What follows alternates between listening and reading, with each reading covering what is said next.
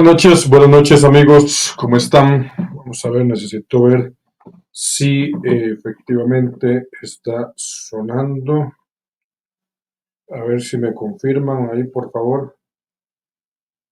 Si mi voz sale bien.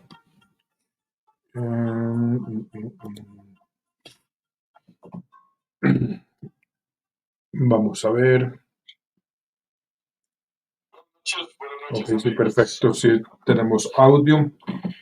Entonces, para la gente que se van conectando ahorita, empiecen a compartir, eh, a dar like. Vamos a tener al diputado Gilberto Campos, va a estar con nosotros en un ratito, va a estar por acá, entonces, para que nos ayuden ahí con los comentarios, eh, y que podamos tener un rato eh, de conversación por acá. Estoy compartiendo.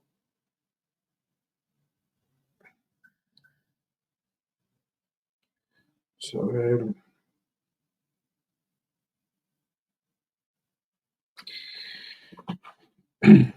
La gente que se vayan conectando. También ahorita llega Antonio, que es nuestro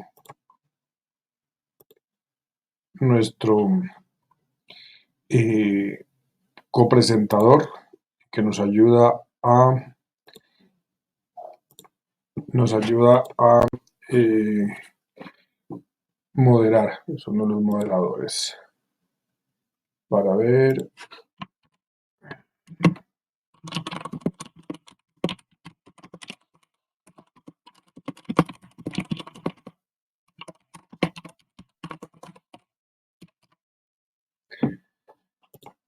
Bueno, mientras tanto, comentarles que en Monterán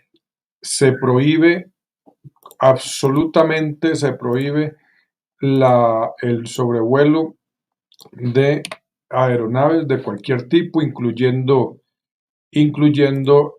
drones. Me comentan que las personas de Monterán, los vecinos de Monterán, están muy molestos porque a los chiquillos les habían regalado drones para Navidad y porque como ahí vive su divina gracia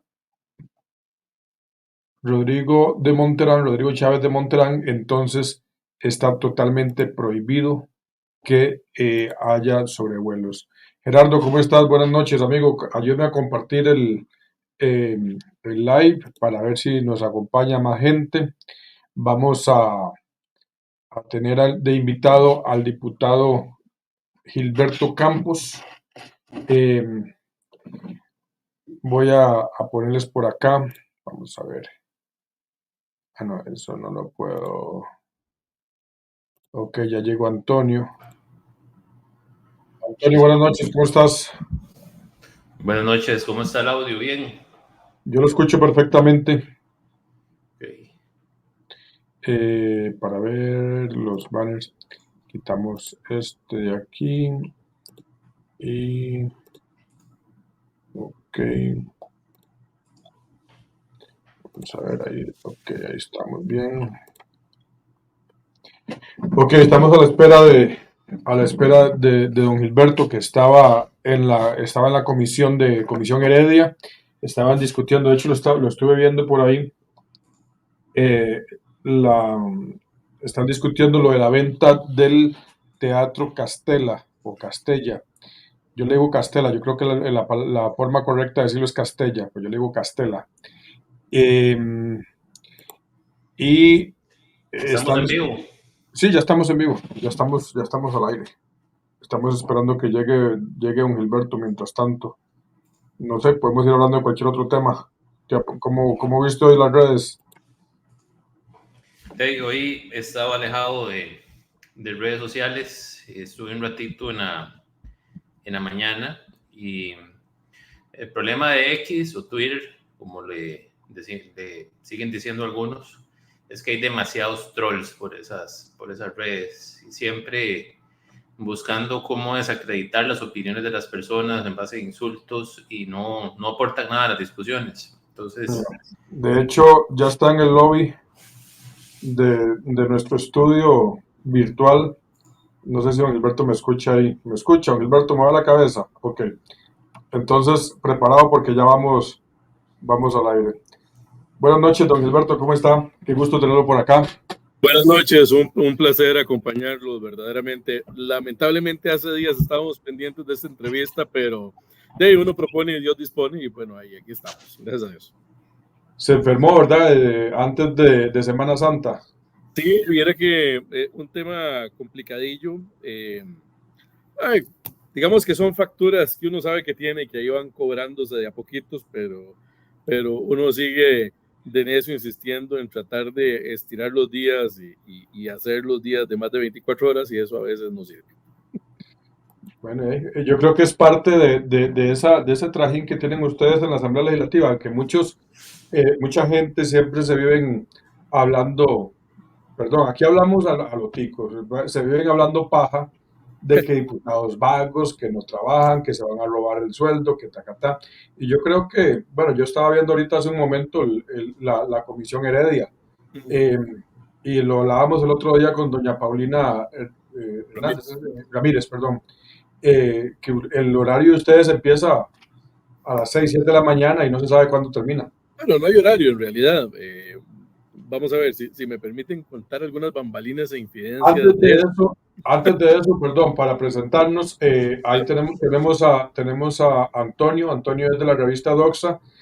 No sé si ustedes han interactuado anteriormente. Antonio no. es más tiene una afinidad con el liberalismo. Ya yo no entiendo, ya yo no sé mucho, si hay que decir liberal o libertario.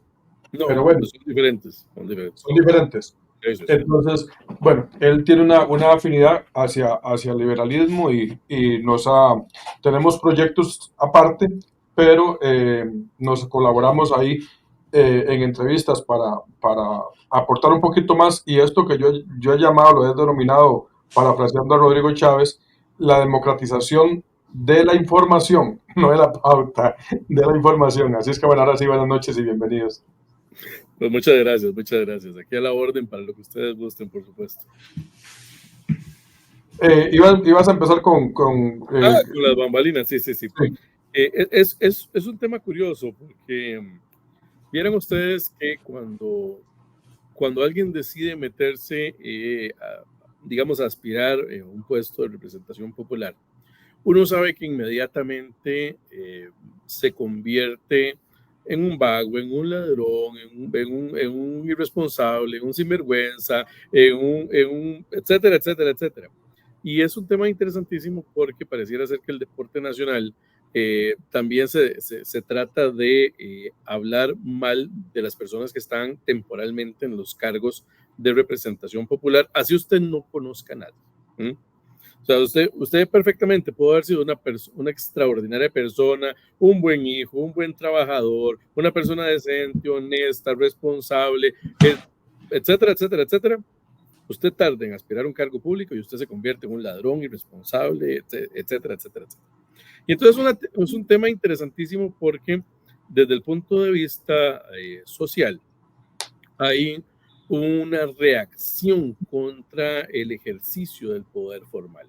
Con justa razón, en muchísimos casos, cuando se destapan casos de corrupción, casos de malos manejos, o sencillamente cuando se observan muchas, ¿cómo podríamos decir?, desinteligencias en los tomadores de decisión. Y por supuesto que esto lo va resintiendo las personas. Hay una crisis de representación desde hace muchísimos años, desde los años 60 se viene hablando de una crisis de representación tanto de los partidos políticos como de las estructuras de poder formal, porque no logran canalizar las demandas de la población, de la sociedad, hacia una respuesta rápida e inmediata. Y de hecho, buena parte de los problemas que representa resolver los problemas de la gente justamente se relacionan con esa maraña tan extraordinariamente unida, ¿verdad? Que representa el Estado de Derecho costarricense, en donde perfectamente la solución a un problema atraviesa por prácticamente 7, 8, 9 o 10 años de discusión en una institución pública. Por ejemplo, cuando se trata de realizar una inversión pública de un puente, de una carretera o de cualquier otra cosa, y desgraciadamente eso repercute en la falta de credibilidad de la gente, en la falta de respuesta del Estado, en la crisis de credibilidad y, por supuesto, la crisis de representatividad que experimentamos todos. Entonces, quienes en algún momento decimos, sí, yo voy a tratar de hacer lo posible por hacer algo bueno por mi gente, por mi país, por mi comunidad, por lo que sea, de ahí estamos expuestos a ese juicio heredado, que es un juicio heredado de muchas personas que, con justa razón, como reitero, han dejado de creer en el sistema y de los puestos formales de representación, no así de las personas. Pero bueno, es un tema a los cuales uno ya sabe que se tiene que enfrentar. Vale la pena, don Gilberto, estar expuesto a este escarnio.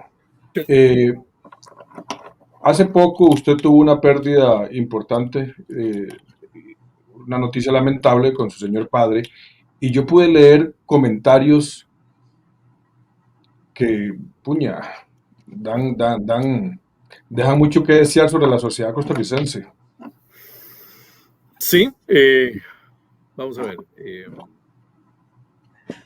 El 18 de abril cumple mi papá un año de muerto. Ya ahorita, en 10 días prácticamente.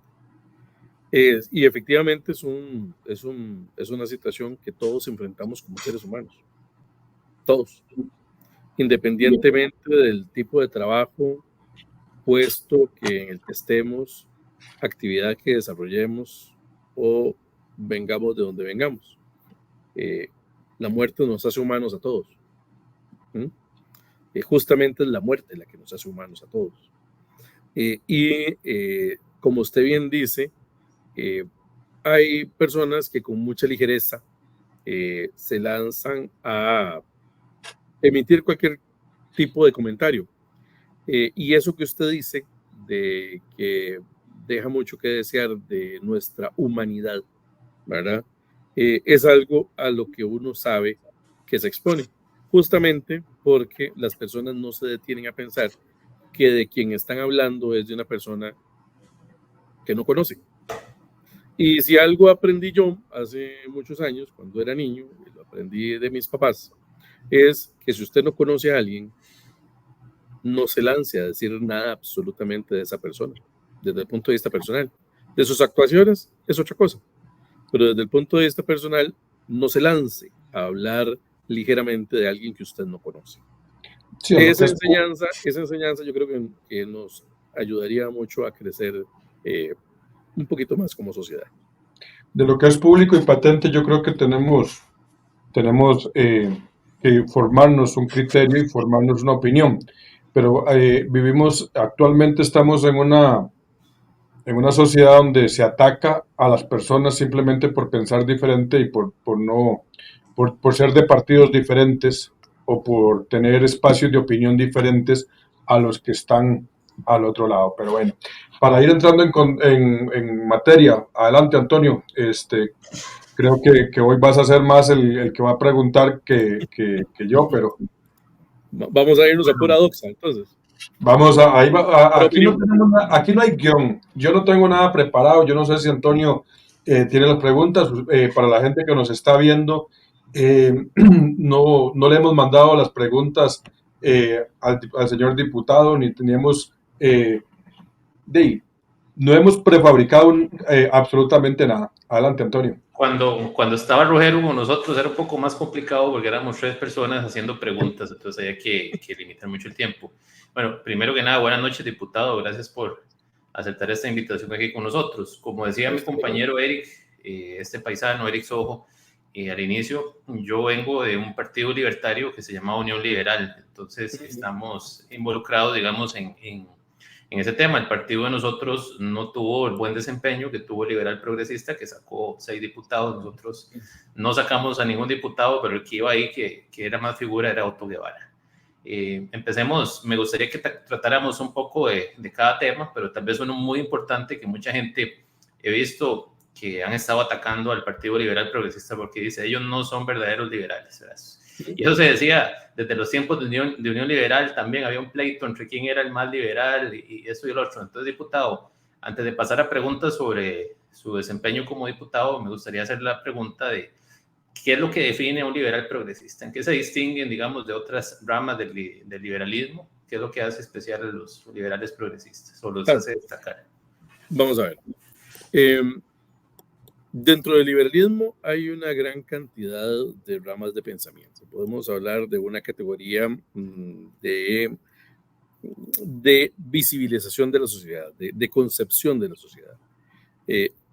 No es lo mismo, quizás empezaré por ahí, decir que alguien es libertario a decir que alguien es liberal. Los libertarios tienen un concepto, voy a tratar de hacerlo muy sintético, ¿verdad? Porque esto son categorías muy grandes. Los libertarios tienden a buscar una reducción absoluta y una expresión mínima del Estado, en donde esa reducción absoluta de expresión mínima del Estado se aleje absolutamente de la intervención del Estado en la vida privada de las personas y la expresión de la vida pública se convierta absolutamente en esto, principalmente en una administración de la justicia y la seguridad, que es, digamos, podríamos decir que hay algunos pensadores que lo ubican ahí, otros pensadores abren la categoría un poquito más grande, pero digamos que podríamos saber.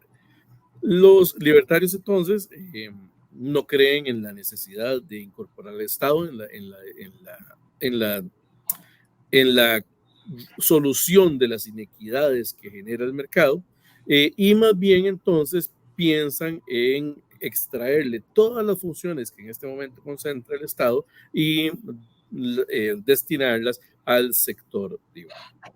Bien, los liberales compartimos algo de eso, por supuesto, pero los liberales sí creemos en la existencia del Estado, en donde el Estado debería garantizar su participación en 3 ejes fundamentales: salud, educación y seguridad.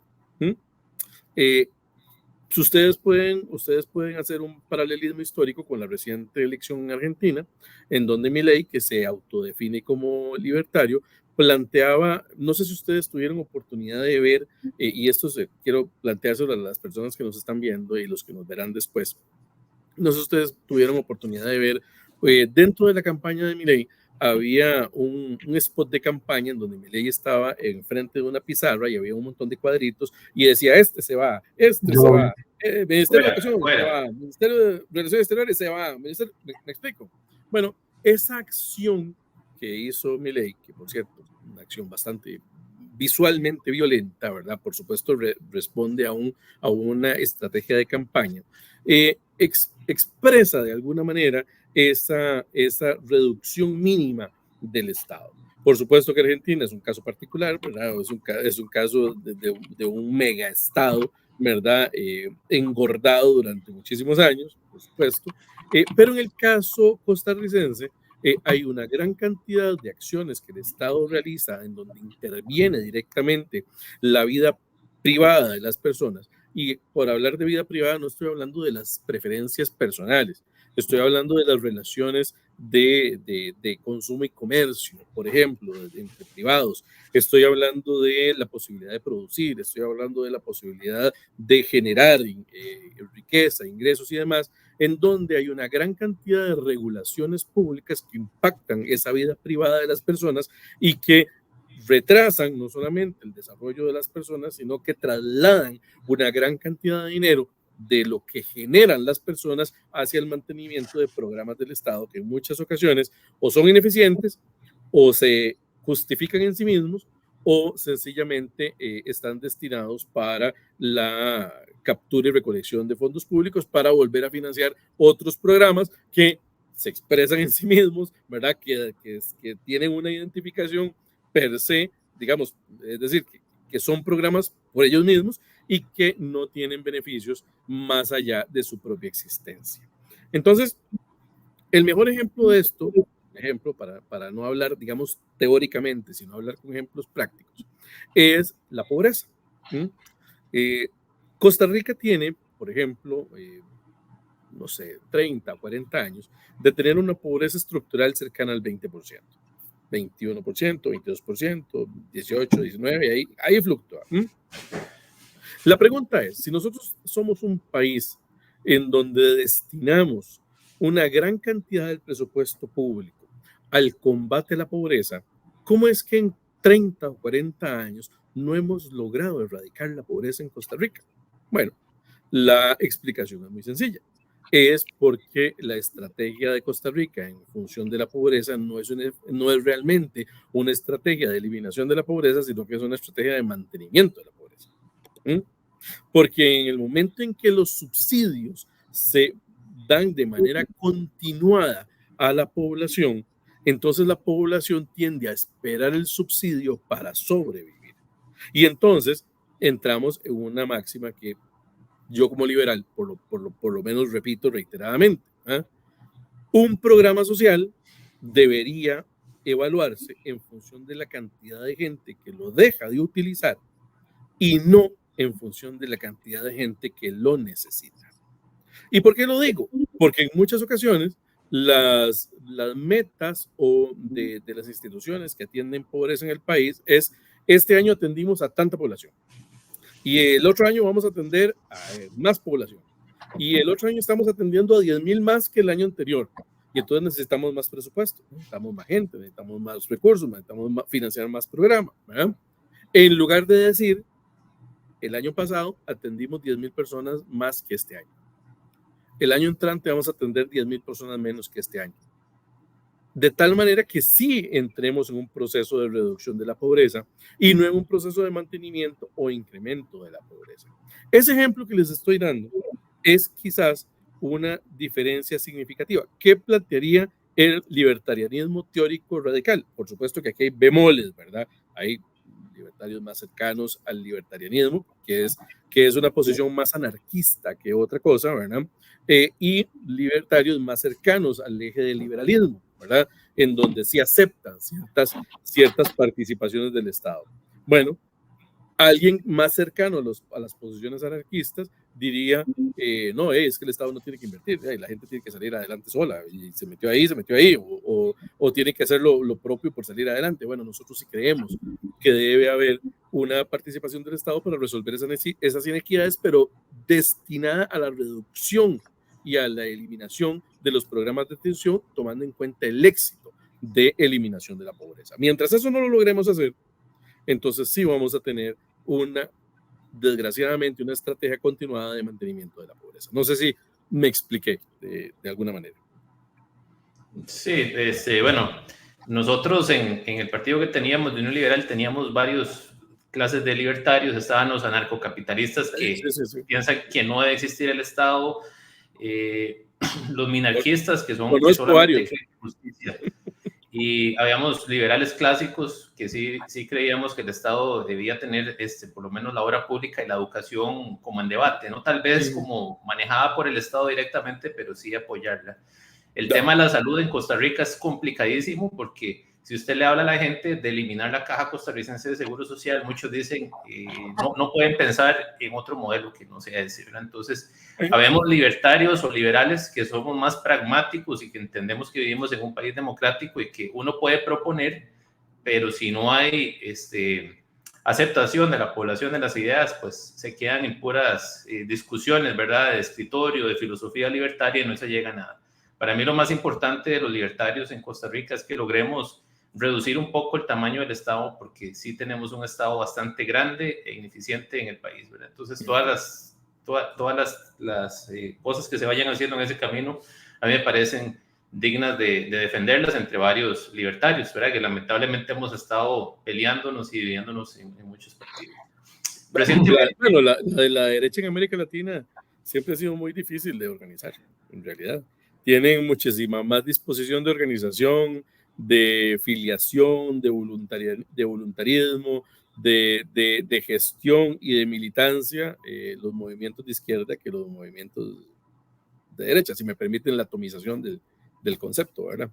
Pero bueno, es algo en lo que tenemos que trabajar. Don Gilberto, usted es primera vez que participa en una elección, o más bien que tiene un cargo de elección popular, y lo hace con el Partido eh, Liberal Progresista, que no tengo muy claro cuándo fue que se fundó, su líder, Hace 7 años. 7 años. Hace 7 años. Y el fundador es don Eli Feinstein. Eso es algo interesante. Yo no estuve en el proceso de fundación del partido, pero el partido nace alrededor de un think tank liberal, es decir, de un grupo de personas que se empezaron a reconocer por las posiciones que tenían de manera pública en artículos de opinión, en diferentes medios de comunicación, a través de redes sociales, posiciones que fueron encontrándose de manera coincidente y se convirtieron inicialmente en un grupo de pensamiento. Y empezaron a generar posiciones respecto de los diferentes temas nacionales.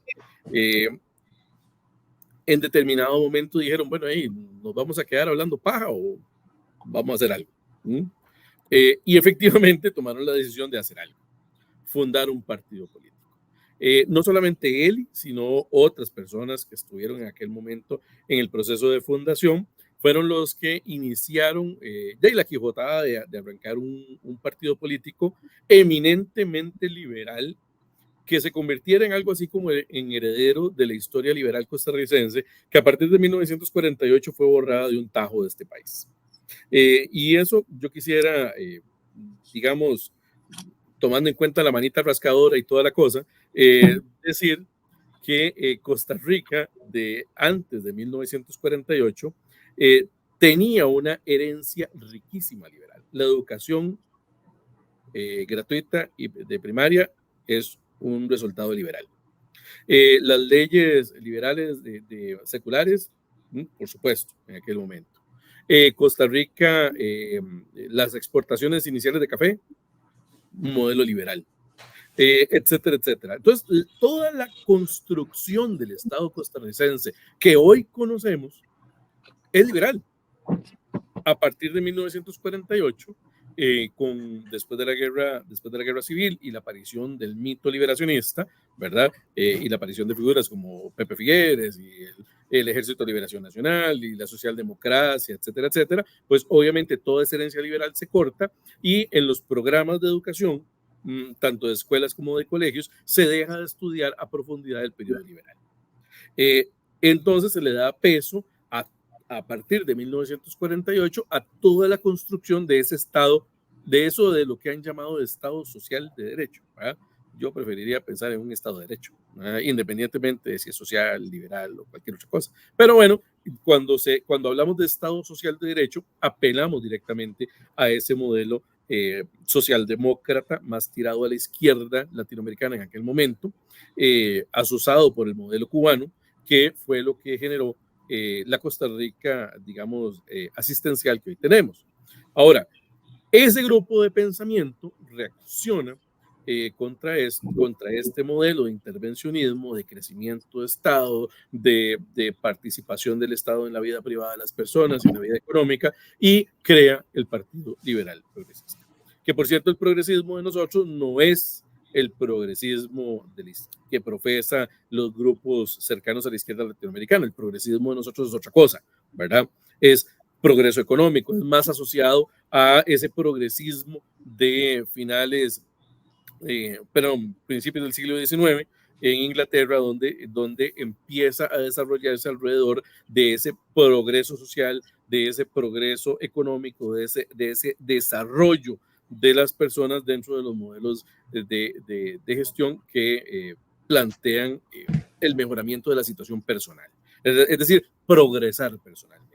Por supuesto que los modelos progresistas en el mundo capturan o se apropian de ese concepto y empiezan a desarrollar ese progresismo desde el punto de vista más cercano a los modelos socialistas y ese tipo de cosas. Pero bueno,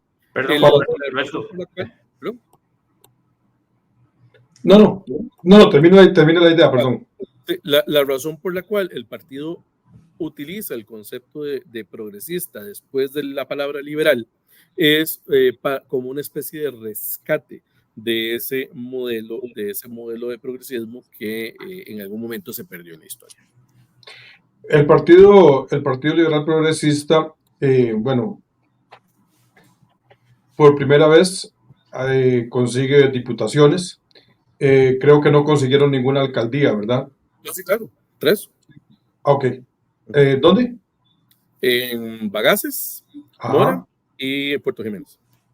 Con personas completamente nuevas o que estaban como en la función y se cambiaron al partido o vinieron. En el caso de Mora, sí, era el alcalde actual, el alcalde actual que fue a buscar la reelección.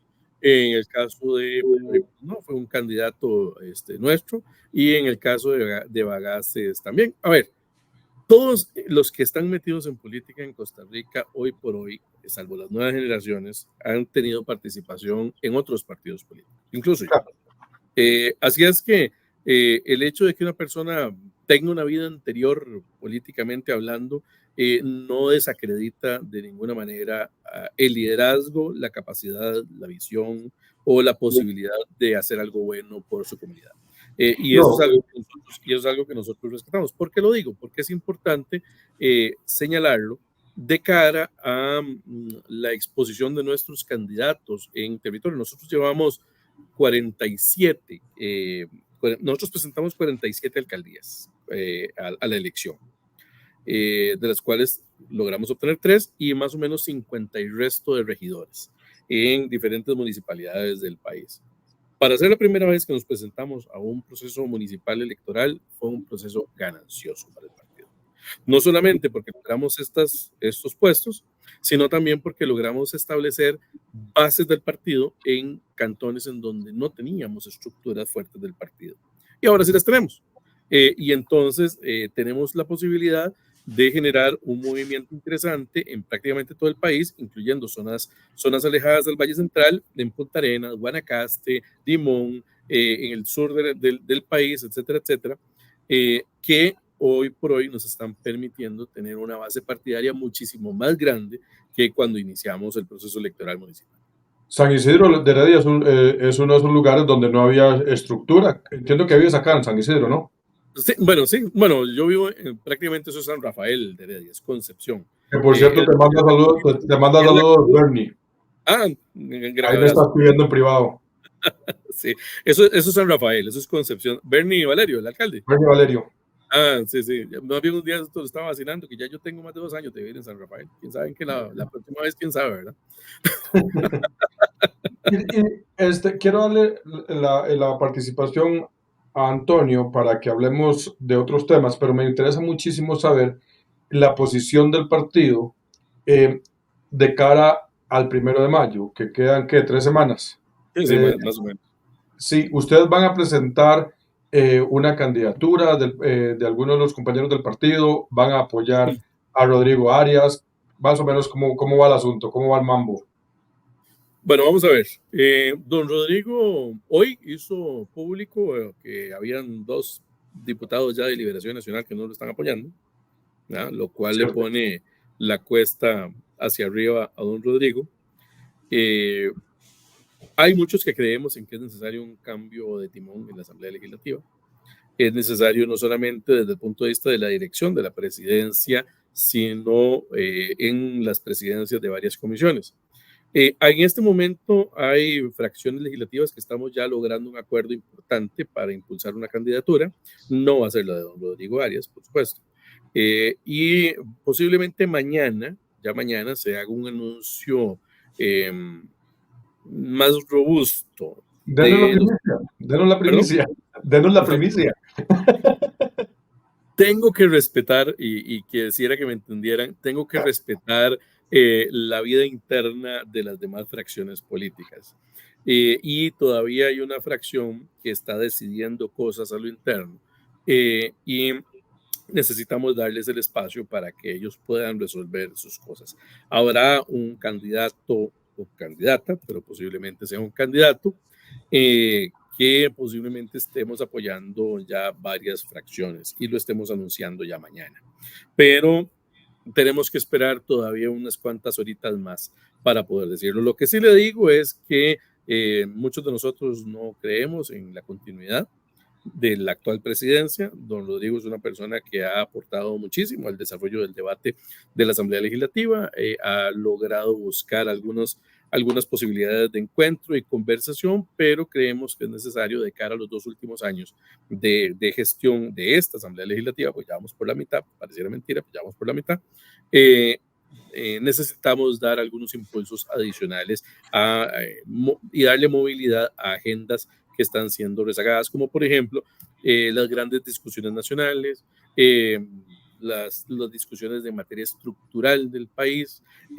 Tenemos, por ejemplo, leyes que están paradas y que no hay posibilidades de avanzar. Entonces sí queremos darle un impulso distinto. Ok, entonces definitivamente lo que sí está claro es que por lo menos el liberal progresista no va a apoyar la candidatura de Rodrigo Arias a la continuidad. Vamos a esperar la designación de la candidatura que se muestre mañana, por supuesto. Hasta el momento, todos los compañeros han mostrado su intención de escuchar esa nueva candidatura. Ya vemos algunos que estamos ya prácticamente definidos en función de apoyar otra candidatura que no sea la de don Rodrigo, y yo creo que en este caso estamos hablando de la mayoría. Puedo preguntar ahí, bueno, pues yo puedo preguntar y usted está en su derecho a no responder. ¿Los diputados oficialistas están en esa construcción? Sí, vamos a ver. Vamos a ver, en la fracción oficialista es todavía una nebulosa para muchos. Tenemos que esperar los procesos de negociación. Mañana posiblemente cuando salte el candidato contrincante a don Rodrigo Arias, eso permitirá una negociación mucho más abierta respecto de lo que quiere el gobierno. Por lo pronto el gobierno lo que ha manifestado es una agenda de 4 proyectos, ¿verdad? Entre los cuales está jornadas 4, volver a la discusión de jornadas 4.3, entre otros temas ahí que han venido aflorando. Como por ejemplo temas de impuestos y otras cosas.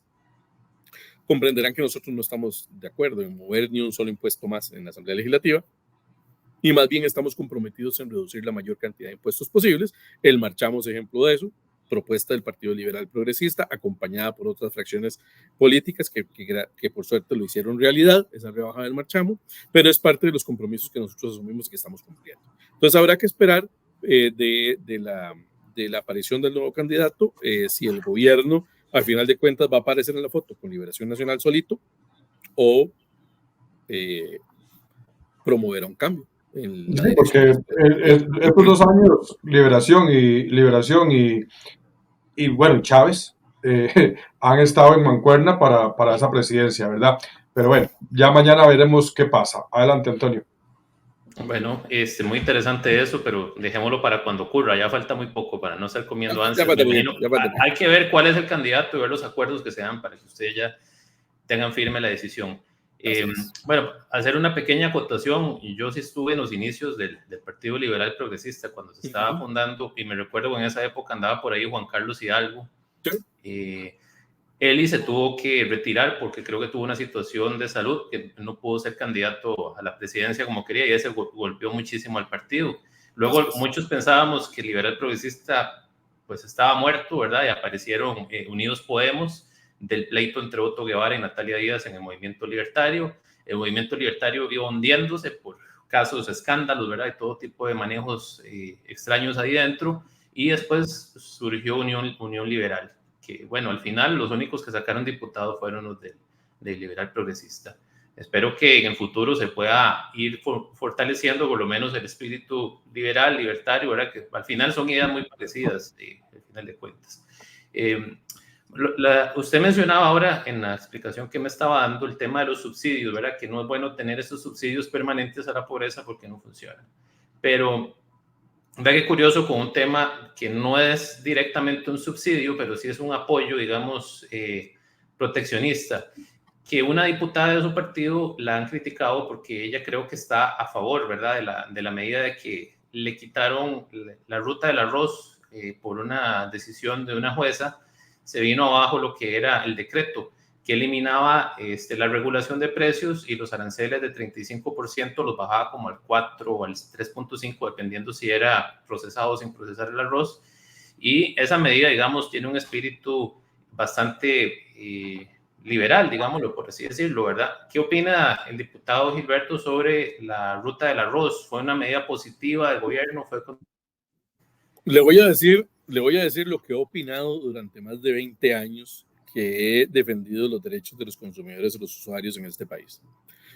Recordarán ustedes que yo, antes de meterme en estos temas, trabajé durante más de 20 años en la organización Consumidores de Costa Rica. Consumidores de Costa Rica, una organización dedicada a la defensa de los derechos de los usuarios y los consumidores del país. Y en esa defensa del bolsillo de la gente, durante muchísimos años empecé a tratar de presionar junto con don Eric Ulate y otros que estuvimos ahí alrededor de la organización por la liberación del precio del arroz. Justamente porque el tema arrocero en Costa Rica, al igual que otros modelos agroindustriales, tenían negociaciones con el Estado costarricense que les permitían prácticamente establecer fijaciones de precios que a final de cuentas ocultaban costos de ineficiencia que terminaban pagando todos los consumidores en la bolsa de arroz que compraban, o en la bolsa de frijoles, o en la bolsa de lo que sea. ¿Verdad? De hecho, muchos modelos agroindustriales durante muchísimos años trataron de pasar en la Asamblea Legislativa modelos de corporaciones agrícolas. Recuerdo en la Asamblea Legislativa que hubo proyectos para crear la Corporación Frijolera Nacional, la corporación, bueno, ustedes no se pueden imaginar la cantidad de proyectos que pasaron por aquí por la Asamblea. Yo tengo muchísimos años de caminar por el escenario legislativo y conozco, digamos, muchos proyectos que han caminado por aquí, que han fracasado y otros que hemos logrado que fracasen justamente defendiendo los derechos de los consumidores. Entonces, lo que le digo es que desde hace más de 20 años yo he promovido la liberación del precio del arroz. Recuerde usted que estamos ya prácticamente al cierre del tiempo del periodo de gracia que otorgaba el Tratado de Libre Comercio entre Costa Rica, República Dominicana y los Estados Unidos, el cual establece el cero arancel a la importación del arroz en Costa Rica. Así es que vamos a hacer arancel irremediablemente con la aplicación del tratado del CAFTA. Ahora, ciertamente es necesaria la liberación del precio y la promoción de la competencia.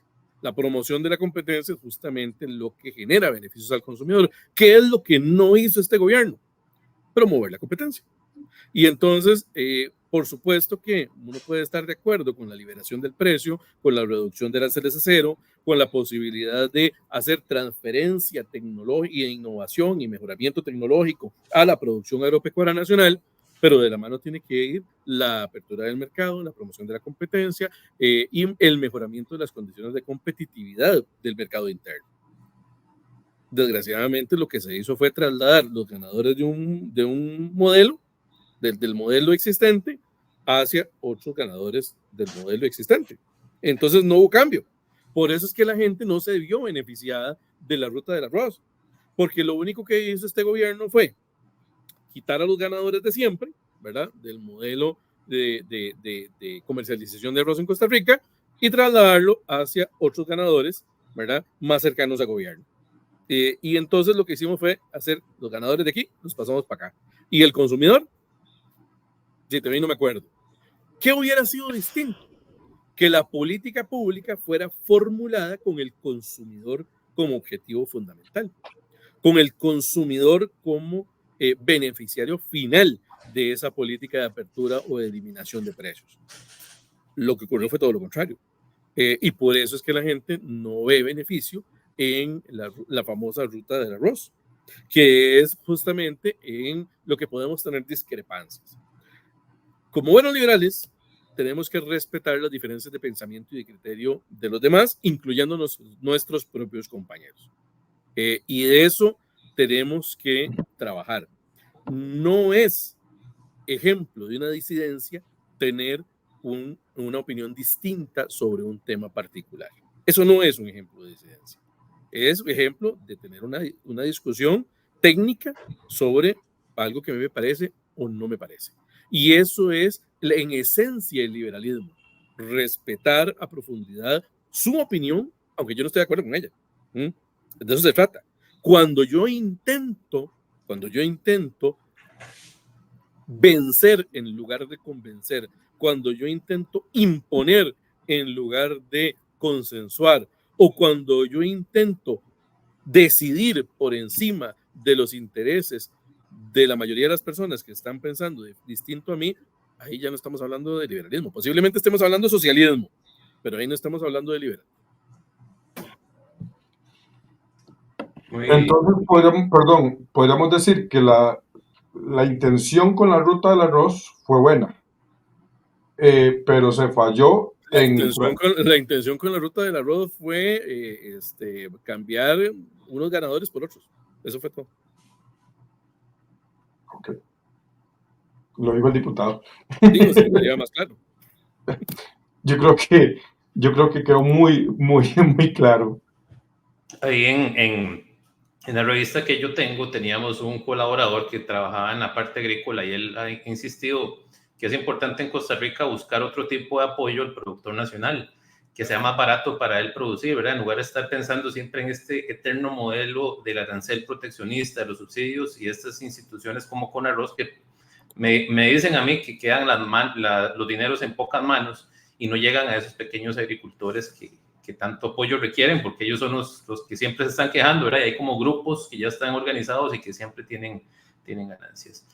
Siguiendo con esa línea de la competencia, diputado, en una comisión, creo que llegó a una comparecencia, perdón, llegó Novia Costa, Eli Feinsack le estaba hablando sobre el tema de la deuda, que estaba calculada toda en dólares para reflejar un mayor impacto. Y usted tuvo una participación que no recuerdo 100%, pero usted hablaba de las dos Costa Ricas.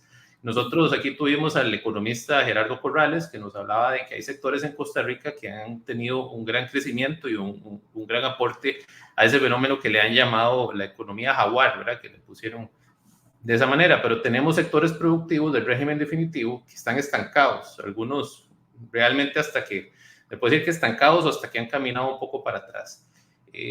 ¿Considera usted que Costa Rica tiene dos tipos de sectores productivos, uno que está creciendo y otro que está estancado? Y si hay uno que está estancado, ¿cómo se propone del liberal progresista apoyar a ese sector productivo?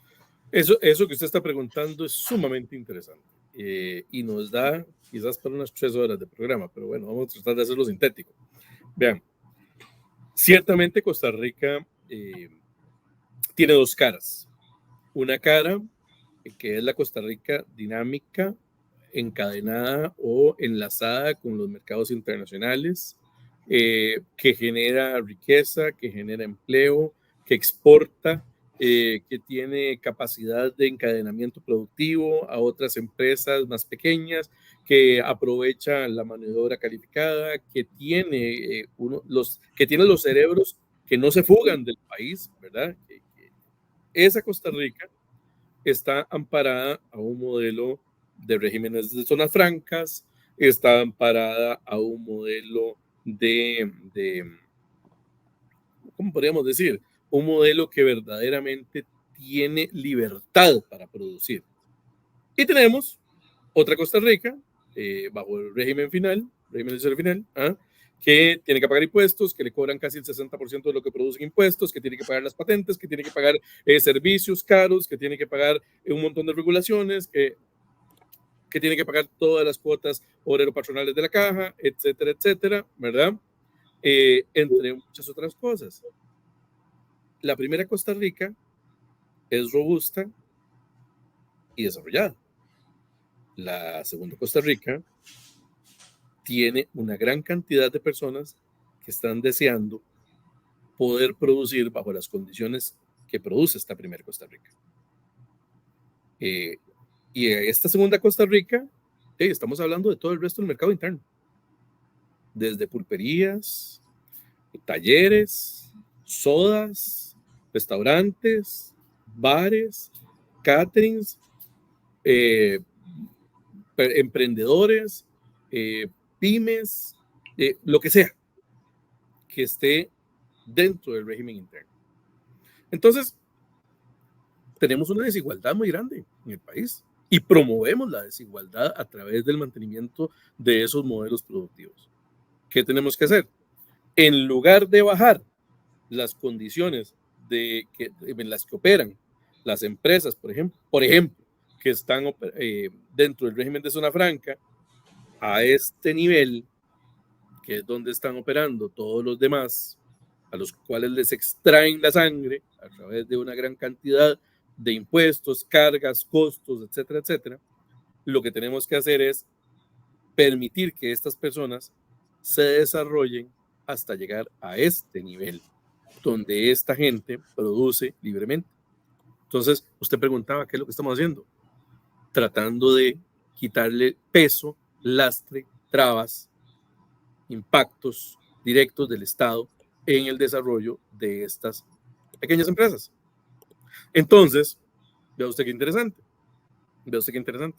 Hemos presentado proyectos para eliminar impuestos que no le generan nada al Estado y que entraban en el desarrollo de las personas. Hemos presentado reducciones de impuestos en diferentes sectores productivos, eliminaciones de impuestos, proyectos que pretenden rebajas significativas en los costos de producción, eliminación de regulaciones. Usted planteaba ahora el tema agrícola para permitirle a los agricultores tener mejores condiciones para trabajar. Bueno, eso se llama mejorar las condiciones de competitividad. ¿Y qué se llama eso? Reduzcan los costos a esa gente. Reduzcan los costos de importación de los insumos agrícolas que requieren. Busquemos mejoras en nuevas generaciones de agroquímicos y fertilizantes menos contaminantes para el país, que son necesarios para la producción agrícola. Irremediablemente son necesarios para la producción agrícola. Busquemos eliminar, por ejemplo, impuestos que se aplican a bienes que encadenan todo el resto de la economía, como por ejemplo los combustibles. Bueno, planteamos el cierre de Recope, planteamos la reestructuración del impuesto único a los combustibles, planteamos la eliminación del mecanismo automático de actualización del impuesto único a los combustibles, que por cierto tenemos una discusión grandísima con eso, porque algunos compañeros del Partido de Liberación Nacional quieren que la rebaja sea parcial o temporal en los impuestos, por ejemplo, de los servicios de construcción que planteamos nosotros y de los servicios turísticos. A ver, recordarán ustedes nada más para hacer una retrospectiva. Hace un año venció el transitorio que mantenía el impuesto bajo a los servicios de construcción y los servicios turísticos. Recordarán ustedes que había pasado del 4% al 8% y el 8% subió al 13%. Nosotros planteamos devolverlo al 4%. Devolverlo al 4%. Porque tanto el turismo como la construcción son dos motores de dinamismo económico del país y necesitábamos generar mayor dinamismo en eso. Entonces, ¿qué planteamos? Reducirlo nuevamente al 4%. Bueno, los compañeros de Liberación Nacional creen que eso debería ser temporal, porque puede generar una afectación en las finanzas del Estado. Nosotros creemos que debería ser permanente esa rebaja para promover el dinamismo y el encadenamiento económico. Pero bueno, es parte de las discusiones que tenemos en la Asamblea Legislativa y la respuesta que le doy a la pregunta de qué estamos haciendo para subir este sector de la economía nacional a ese nivel de alta competitividad de las empresas que operan en regímenes, por ejemplo, de zona franca. Por ejemplo, otro tema, estamos a punto de presentar un proyecto de ley para crear una zona económica especial en el cantón de Sarapiquí, por ejemplo, para promover la inversión pública, para promover las alianzas público-privadas, para mejorar el dinamismo en la inversión pública y el desarrollo de infraestructura, tanto en materia de servicios públicos como en la atracción de inversión para el desarrollo de empresas, no solamente desde el punto de vista agroindustriales, sino también de otros modelos económicos. Entonces estamos en eso, estamos tratando de meterle un dinamismo mayor a la economía nacional para generar, cuyo único objetivo sea generar empleo y bienestar para la gente. Muchísimas gracias, muy buena respuesta, diputado. Y como usted bien decía, estos temas son para hablar y hablar por durante mucho tiempo, pero creo que tenemos un espacio más o menos limitado, ¿verdad, Eric? Para ver no sé cuánto tiempo nos va a dar el diputado. Como bueno, lo que me dé la asamblea antes de que me cierren el edificio y me apaguen la luz. ¿Y eso a qué hora haces normalmente? Generalmente como a las 9 de la noche, más o menos. Son las 8. Entonces, vamos a hacer un par de preguntillas más. Bueno, no sé si Eric tiene más Habían preguntas. habían un par de preguntas por acá, déjeme buscarlas. Dice, es que se me perdió por aquí. Federico dice, ok, aquí está la de Federico. Dice, Federico primero hizo una pregunta y después hizo otra. A ver qué se me hizo. Federico. Dice, bueno, el movimiento de mujeres, ¿cómo es? Mujeres en lucha social dice, ¿en qué nos vimos beneficiados los consumidores con la ruta del arroz? Y esto de que los arroceros busquen otra actividad si no pueden competir es simplemente criminal. Bueno, como que hace una pregunta y hace un comentario a la vez. Sí, bueno, lo que decíamos del modelo de la ruta del arroz, ¿verdad? Nunca pensó en los consumidores. Y me imagino que está refiriéndose me parece que más bien se está refiriendo a lo que señalaba el vicepresidente Brunner respecto de los exportadores, que si no les alcanzaba con el tema del tipo de cambio, que buscaran otra actividad. Me parece que más o menos va por ahí la pregunta. Que Sí. por supuesto que es una grosería, y así lo dijimos desde que el vicepresidente Brunner lo señaló. Eso es algo absolutamente impensable. Es un ejemplo de bravuconería de este gobierno, ¿verdad? De dejar de pensar en el impacto que tiene el tipo de cambio en la generación de empleo, en el desarrollo de actividades económicas, en temas de turismo y demás. Y obviamente lo que demostró fue una absoluta insensibilidad, ¿verdad?, sobre el desarrollo económico del país. Bueno, yo creo que hay mucha insensibilidad en este gobierno en muchas áreas. Hay otra pregunta aquí, Federico Cabezas dice, ¿considera usted que esta asamblea actual no ha sido relevante? ¿Considera usted que esta asamblea actual no ha sido relevante?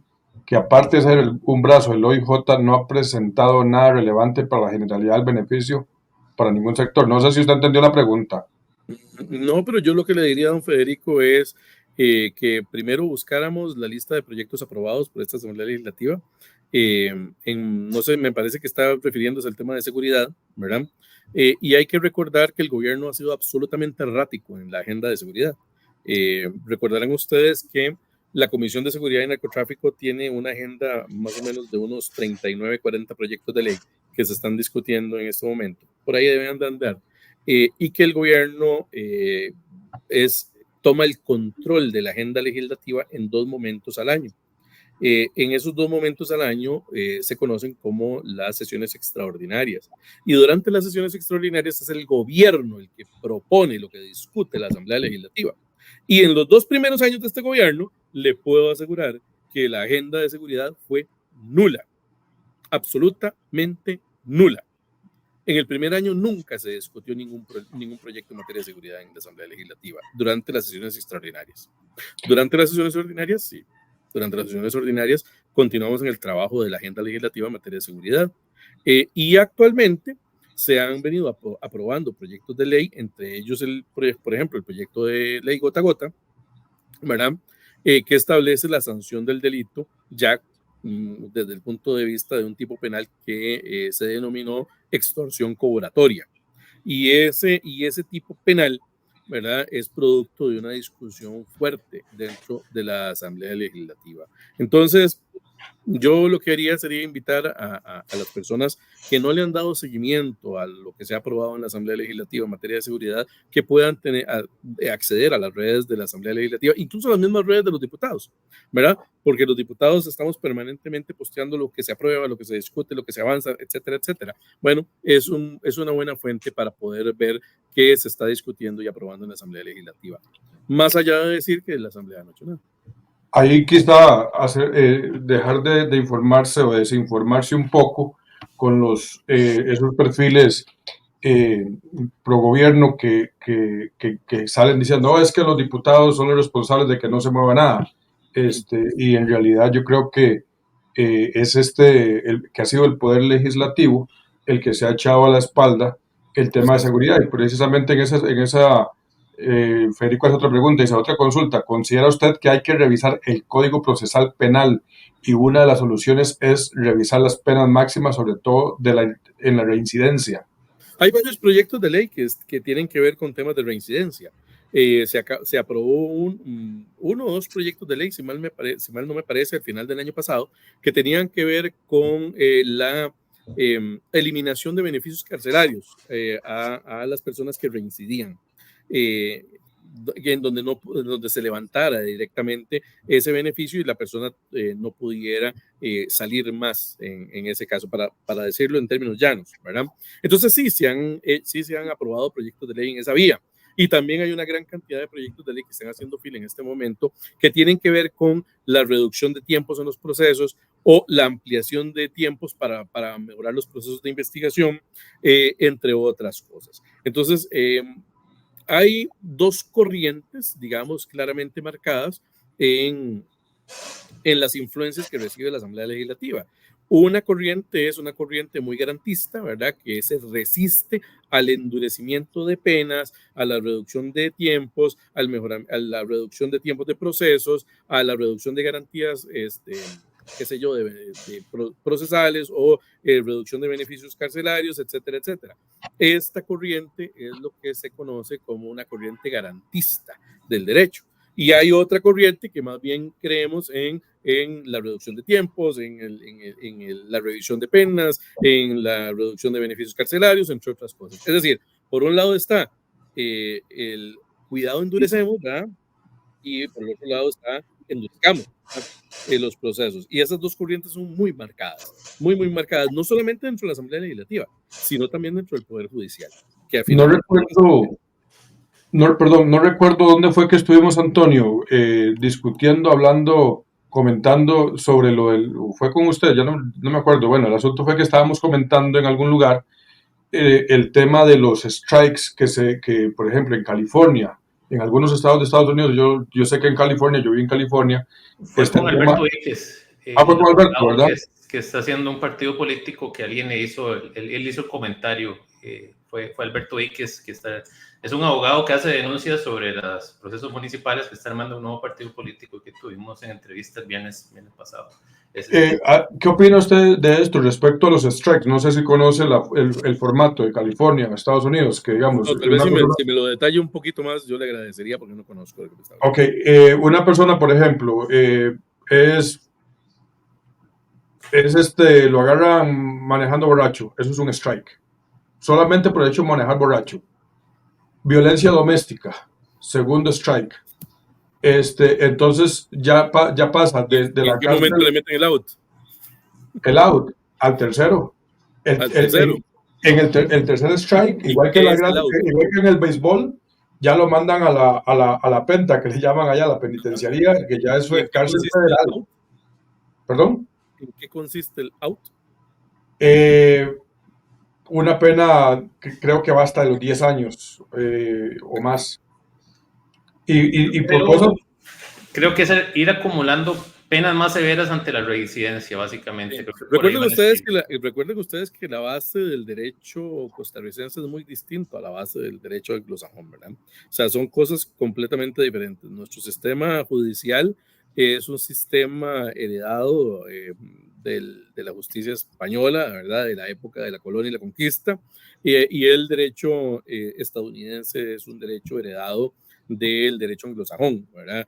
Y que tienen consideraciones distintas del comportamiento de las personas y el juzgamiento de las causas. Entonces habría que ver cuál es el fundamento jurídico para la creación de este tipo de medidas, y no necesariamente las medidas que se utilizan para el juzgamiento y la sanción de un delito en los Estados Unidos, por ejemplo, sea equivalente a la naturaleza, fundamento y causas, naturaleza y procedimientos de enjuiciamiento en América Latina o Costa Rica. Entonces sí habría que ver en detalle, digamos, el fondo del tema.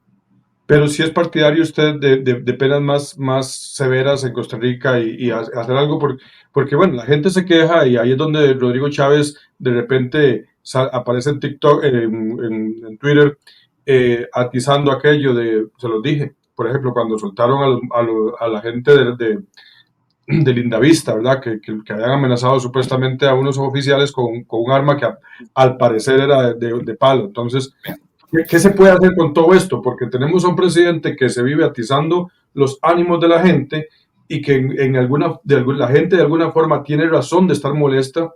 Le voy a decir con claridad. ciertamente hay que hacer una revisión de muchas leyes del país que se aplican en este momento al juzgamiento, digamos, de diferentes causas. Pero la seguridad del país recae absolutamente en los hombros del Poder Ejecutivo. La Constitución política y la ley de policía le otorgan la absoluta responsabilidad al presidente de la República y al ministro de Seguridad para velar por la seguridad y el orden público del país. El presidente de la República es el jefe supremo de la fuerza pública. Y a los diputados, al poder legislativo, no es que no le compete, es que no puede, por la división de poderes constitucional, darle una orden a un policía. Es al Poder Ejecutivo al que le toca prevenir el delito. Es al Poder Ejecutivo al que le toca realizar las inversiones en materia de seguridad. Es al Poder Ejecutivo al que le toca ponerse serio con la aplicación de la ley y la asignación de recursos para la seguridad pública de este país. Y no hacer aumentos de apuchitos, ¿verdad?, del presupuesto de seguridad.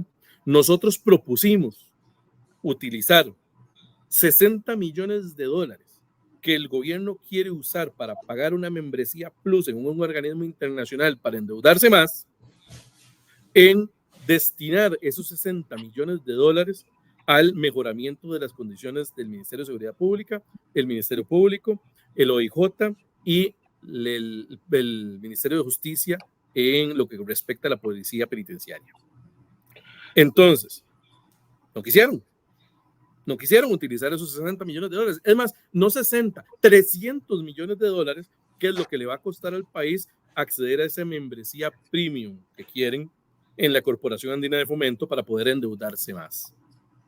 Nosotros creemos que hay prioridades en el país y esos 300 millones de dólares, o por lo menos los 60 de este año que vienen, deberían ser invertidos en la urgencia que tiene el país, que es mejorar las condiciones de la seguridad de los costarricenses. Usted fue asesor presidencial en el 2010. 2003. Bueno, sí, en el periodo 2010 al final del gobierno. Ok. En ese gobierno de Laura Chinchilla estuvo el actual ministro de Seguridad. Si no me equivoco, durante los 4 años de Laura Chinchilla, él fue ministro, creo. No. Recuerda usted que estuvo José María Tijerino. Cierto. Mario estuvo como al final del gobierno. Sí, creo que los últimos 2 años, año y medio, posiblemente. Sí, por ahí anduvo, sí. Ok, la pregunta es, ¿qué está fallando?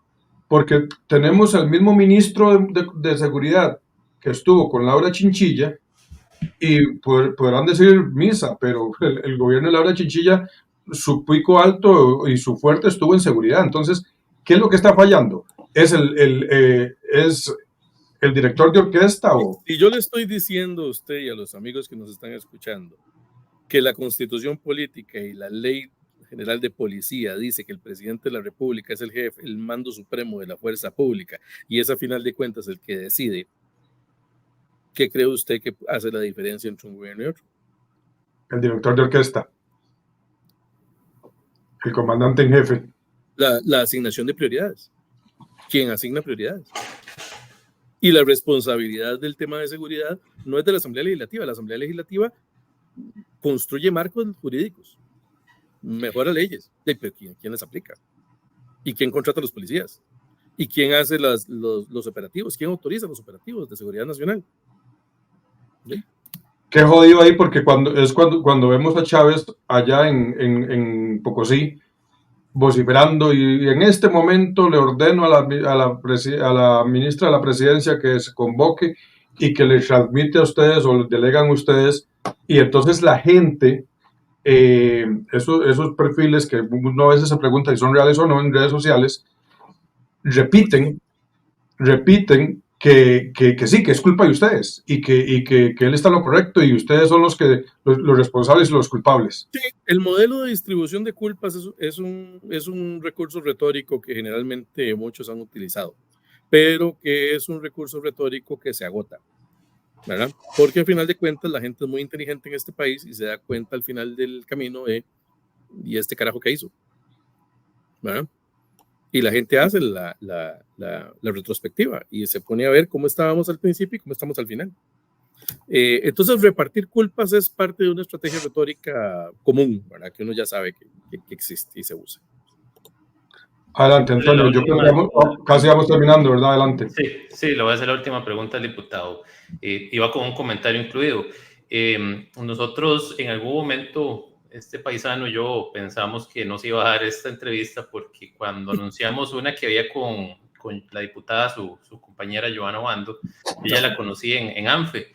Ella estaba muy anuente a la entrevista y cuando nosotros publicamos el anuncio, cayó una red de trolls y empezó a decirle, con eso no se junte, que estos son acosadores y que ya. Y al final, la diputada... Sí, como que se firmó. Bueno, yo no soy ningún santo. Yo sé que no soy ningún santo y ahí tengo he peleado bastante en redes sociales, pero tampoco es como le dicen a uno las cosas que dicen sobre uno. Vea el live que hemos tenido, muy respetuoso, ¿verdad?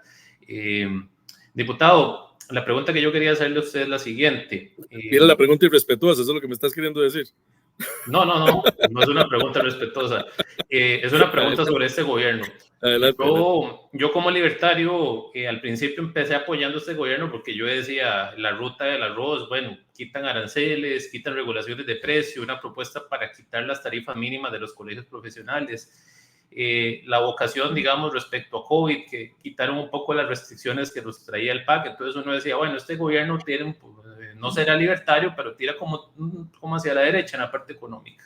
El problema que tuve yo es que cuando el PLP plantea este proyecto para reducir el marchamo, empezaron los que podemos decir baterías o trolls chavistas a decir, es irresponsable bajar impuestos sin bajar el gasto, sin bajar el tamaño del Estado. Entonces empezaron con ese discurso, luego se vino el tema de lista gris, que ellos querían meter un impuesto mediante una interpretación de la Sala Constitucional, y a raíz de eso, ya sé qué curioso, porque yo era cercano a algunos de estos simpatizantes chavistas en los chats, se me pasaba mi información de que ellos estaban enojadísimos, les pusieron filibusteros a los diputados, que fueron 38, que les resellaron el veto a Rodrigo Chávez. Y hay un grupo de matoncillos digitales que decían, hay que rodear la Asamblea Legislativa y que estos hijueputas entiendan que hay que hacerle caso a Rodrigo Chávez, así lo decían. Entonces ahí es donde digo yo, podría ser obra de gente fanática, pero que no tiene relación con el gobierno, pero después me di cuenta que esas personas se reúnen con Pilar Cisneros, ahí llegan a la Asamblea Legislativa, los tienen bien chinaditos y algunos le dan hasta acceso completo a Casa Presidencial. Y me he dado cuenta de que este gobierno no ataca solamente a la prensa tradicional, sino a cualquier medio, porque en el caso mío, Doxa no es una revista que haga dinero, nosotros hacemos esto por vocación cívica. Nos empezaron a atacar, ya somos prensa canalla, de hecho a mi compañero le dicen, tiene Radio Surquí, le dicen Radio Amplio, porque dicen que él es del Frente Amplio, y a mí que soy libertario me dicen que ahora soy socialista, que soy comunista, que socialdemócrata, que ando buscando un puesto por ahí por allá. Lo que estamos haciendo es fomentando el diálogo, estos espacios tan importantes para que los diputados puedan comunicarse con las personas, porque el gobierno si hace algo bien, es eso. Manejo de redes sociales, tiene muy buen manejo de redes sociales este gobierno, y tienen a mucha gente pendientes de qué hace, qué no hace el gobierno y repartiendo culpa, ¿verdad? El presidente nunca se equivoca, siempre es perfecto. La pregunta que le quería hacer yo a ¿usted considera que este gobierno está abierto al diálogo o tiene como un tinte autoritario de imponer lo que él dice a los demás? ¿Cómo lo considera usted, diputado? Vamos a ver, ningún gobierno es monolítico. Eso quiere decir que ningún gobierno funciona, digamos, como una piedra, que se mueve toda la piedra para allá o se mueve toda la piedra para acá. Tiene actores internos en el gobierno que tienen diferentes perspectivas del ejercicio político y de la relación de ellos con otros actores del sistema político. Entonces, uno no puede dejarse llevar, digamos, por la retórica virulenta, en muchos casos manifestada por el presidente, y encasillar al resto de los miembros del gobierno ahí. Vea, yo he tenido la suerte de tener discusiones técnicas muy buenas con muchos ministros. temas que tienen que ver desde regulaciones internacionales, aplicación de convenios internacionales sobre diferentes temas, temas desde el punto de vista digamos, económicos, que yo pertenezco a, digamos, a 3 comisiones: la Comisión de Asuntos Internacionales y Comercio Exterior, la Comisión de Asuntos Económicos y la Comisión de Seguridad y Narcotráfico. Y en esas 3 comisiones hay muchas y muy diversas materias a su vez. Y yo he tenido la dicha y la suerte de conversar con muchas personas del gobierno sobre temas técnicos muy puntuales. Pero vamos a lo mismo: quien define las prioridades es la cabeza. Quien decide a final de cuentas qué hacer son las cabezas. Y entonces, muchas veces las conversaciones que hemos tenido han sido muy fructíferas, se han logrado acuerdos importantes y hacer cosas buenas, como por ejemplo la ley que acabamos de aprobar del Sistema Nacional de la Calidad, en donde la gente del Ministerio de Economía trabajó conjuntamente con este servidor y con otros diputados para lograr tener un marco técnico normativo actualizado para tratar temas de calidad en el país. Sí, pero eso no ha ocurrido con otros temas que son, digamos, de mucho interés del alto gobierno, en donde la posición ha sido más bien, como usted plantea, muy radical y muy a la brava. Eso limita la posibilidad de la acción política. Yo creo que, si usted me permite la disrupción, yo creo que hubiéramos podido hacer muchísimo más en estos 2 años si hubiéramos tenido un tono más conciliador. Bueno, recuerde que Chávez dijo que a él no le interesaba construir puentes al infierno, ¿verdad? Que prefería dinamitarlos. Tanto que los dinamitó que hasta con una propia, no con una diputada oficialista, sino con la dueña del partido que lo llevó a la presidencia, terminó dinamitándolo. Hoy nos topamos con una noticia curiosa. Aviación Civil prohíbe los vuelos sobre Monterán. ¿Qué opinión le merece a usted eso? No sé si me pasaron la nota, pero no la he visto. Es que estaba en Comisión de Económicos Okay. La nota dice, viendo el tema del Castela. Se la leo, dice: este lunes 8 de abril la Dirección General de Aviación Civil informó que desde este momento y hasta el 8 de abril del 2025 se prohíbe la circulación de cualquier tipo de aeronave sobre el área residencial de Monterán en Curridabat. Además, la directriz abarca un radio de 0.5 millas náuticas desde la superficie y hasta los 6.500 pies sobre el nivel del terreno. De esta forma, también está prohibido operar un dron dentro de un rango de 8 kilómetros alrededor de un aerómetro. Y tampoco se puede volar encima de los 120 metros sobre el nivel del terreno en el espacio aéreo no controlado. ¿Aeródromo o aerómetro? Aerómetro, perdón, aerómetro. Aerómetro. Dice alrededor de un aerómetro, y entre paréntesis dice un instrumento diseñado para medir la densidad del aire y de algunos gases. Sí. Entonces, justamente la señora de Monterán, aquella a la que le dijo un montón de cosas a Chávez en un video, no sé si usted vio ese video, me estaba comentando de que los vecinos están molestos porque en Navidad le compraron drones a los carajillos. O sea, no es como uno aquí en San Isidro Heredia le comprará una bicicleta al carajillo, ¿verdad? Unos patines en Pavas. En Monterán compraron drones a los carajillos para Navidad y ahora no los pueden utilizar. Sí. Habría que analizar qué es lo que dio como resultado la medida, ¿verdad? A uno le podría parecer muy autoritario el tema, pero hay que hacer consultas. Hay que hacer consultas de por qué la medida. Yo no podría en este momento. ¿Perdón?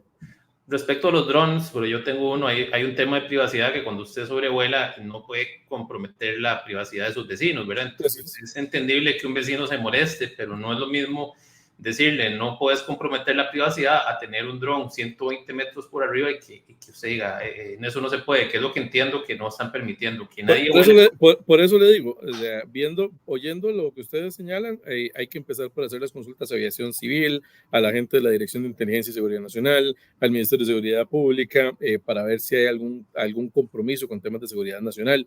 Entonces habría que ver por dónde va el asunto, pero es que me llama muchísimo la atención porque, por ejemplo, Oscar Arias vive Yo creo que tiene toda la vida de vivir ahí, en la casa de Romuser, ¿verdad? De ahí, todo el mundo pasa por ahí por enfrente.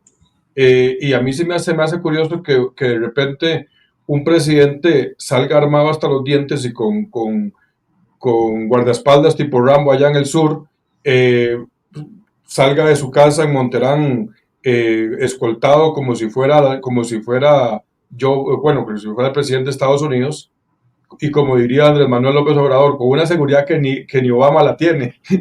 Decía, entonces es muy curioso porque los costarricenses no estamos acostumbrados a eso. Según dicen, inclusive a la escolta, valga la redundancia, la escolta, un helicóptero también. Claro, nunca lo he Entonces visto. vemos una seguridad hacia el presidente sin precedentes. Sí, sí, sí. Bueno, hey, no es el estilo costarricense, ¿verdad? Es lo único que les puedo decir. Bueno, no sé, Antonio, para irnos despidiendo, yo tengo, bueno, perdón, antes de hablar, antes de Antonio, quería preguntar, el futuro del PLP a nivel nacional, ¿listos para una presidencia? Vamos con todo. Vamos con Eli de candidato, Eli Feinsack, a la candidatura presidencial. Eso es lo que Eso ya estamos. está definido. Bueno, lo estamos trabajando muchos candidatos, muchos compañeros. Habrá que pasar por los procesos internos del partido, hay que pasar por la Asamblea Nacional, la renovación de estructuras y por supuesto que estamos comprometidos trabajando en eso. Pero hasta el momento nos vamos a presentar a la elección. Futuro, Hay muchas cosas que arreglar en este país y creemos que a este país lo que le hace falta es una visión liberal, absolutamente. futuro suyo en la política nacional, después de que salga la diputación. Ni idea. O sea, ya veremos. Ahorita terminemos estos ¿Cuál, 2 años cuál, cuál y quiere, veremos. cuál quiere que usted que sea su legado para Costa Rica, para la provincia de Heredia? Bueno, muchas cosas. Ya hemos venido trabajando en muchos temas, desde el punto de vista de reactivación económica, generación de empleo, inversión en infraestructura, temas que tienen que ver con materia de seguridad, el tema de la zona económica especial para Sarapiquí es un tema que tenemos un compromiso importante. Es decir, la gente necesita trabajar, necesita empleo, necesita generar riqueza y mantener a su familia. Y eso solo se logra con estabilidad, con un trabajo digno, oportunidades para crecer y seguridad en el país. Así es que temas de educación, seguridad, salud, trabajo, es con lo que estamos comprometidos con todo el mundo. Perfecto. Antonio, para ir terminando. Pues nada más decirle al diputado que muchas gracias por regalarnos este espacio, ¿verdad? Y que ojalá se pueda en el futuro repetir con otros temas, con otros compañeros, y nosotros siempre pues, respetuosos de la decisión de cada quien, pero no sé si a Giovanna la asustaron los trolls o no, pero ya sea con nosotros o con otras personas, para mí este es el único camino en que se puede conectar con la ciudadanía, es a través de las redes sociales, porque la gente yo le voy a decir una cosa. mucho. Yo le voy a decir una cosa.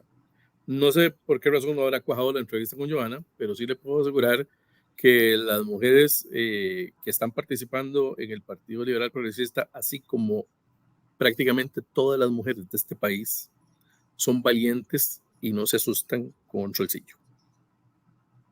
Bueno, hay que hacerle otra vez la invitación a la diputada. De hecho, yo ahora que hablé con su asistente, ella me consiguió también el número de teléfono de Dengo. Quiero hablar con Dengo antes de que se nos vaya, porque entiendo que en realidad, bueno, fue una propuesta del partido, pero también la labor que hizo Dengo para impulsar la rebaja del marchamo, yo creo que eso se lo debemos a él.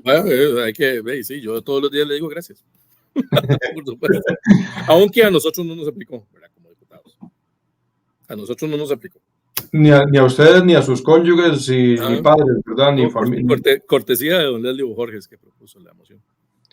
Y ahí yo no estoy de acuerdo, yo tengo que decir, o sea, yo creo que todos los ciudadanos somos iguales. Entonces, yo, sinceramente, yo dije, el marchamo necesita que se baje, pero que se baje para todo el mundo, inclusive para Rodrigo Chávez también. Sí, claro. O sea, es que la verdad es esa, o sea, si abogamos porque todos los ciudadanos somos iguales, entonces, ¿por qué los diputados, ministros y demás personas de allá arriba van a pagar el canon viejo o como se le quiera ver y se va a hacer esa diferencia? No, seamos todos iguales si yo pago menos, que ustedes paguen menos también. Eso yo lo veo de esa forma. Diputado, yo sé que ya le van a cerrar la oficina, le van a bajar. ¿En qué momento pasa el guarda? Sí, le van a bajar el break. Muchísimas gracias. Queda la llave está debajo del tapete para cuando quiera regresar y estamos siempre ahí a la orden. Cualquier cosa que necesite dar a conocer, ahí me puede contactar, se lo publico en www.radioturquía.org, la página de Facebook también. Y para la gente que nos están viendo, el hecho de que nosotros invitemos acá a un diputado del Frente Amplio, del PLP o de Liberación Nacional no nos convierte en partidarios de ese partido. Estamos democratizando la información, tratando de ser lo más anivelados posibles. Pero bueno, muchísimas gracias. Buenas noches. A ustedes las gracias por la invitación y por la deferencia, por supuesto. Gracias. Ahí terminamos la transmisión.